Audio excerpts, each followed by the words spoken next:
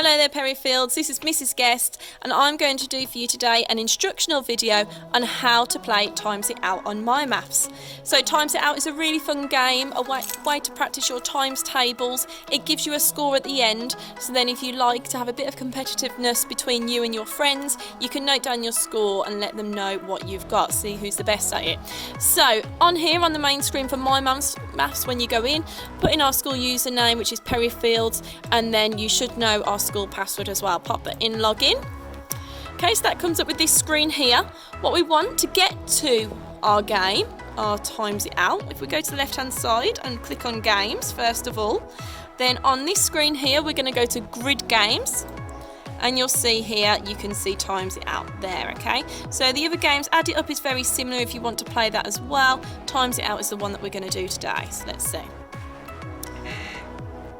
Okay, so this part here, this is just top scores for today and all-time top scores. So those are some scores that you can aspire to. So I'm just going to close that. I don't need to know that for now.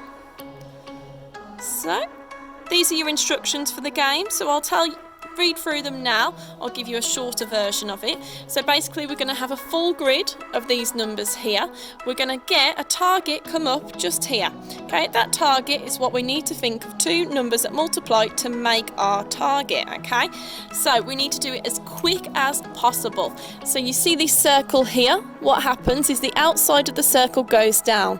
That outside circle is your total time you've got to complete the whole task, the whole game. The inside circle, you'll see there's an inside circle as well once we start playing.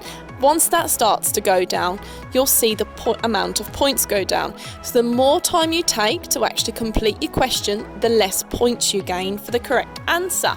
So once you start to get really competitive, if you have a look down here, any tiles you don't use get subtracted from your final score. So take the high value tiles first. So if you really want to get that highest score, once you get really good at the game, then what you can do is look at taking away the higher numbers first. So for example, if you can do 9 times something rather than 6 times something, that's going to get you a higher score because 9 will be worth more when they're subtracted later on. So let's have a play. I'm just going to have a slow play to show you. So once we click play, that's what we come up with. So there's our big grid. You can see our target as I talked about. You can see this is your overall time. The inside circle is how many points I'm getting. So you'll see that is going down the longer I take to answer. Eventually it will go to 0. So if I've got a target of 4, so that's going to be just 2 times 2. Okay, right, my next target. So this circle goes back up for my amount of points. So target of 6, we've got 3 times 2. Target of 10, 5 times 2. Target of 30, so we've got 5 times 6.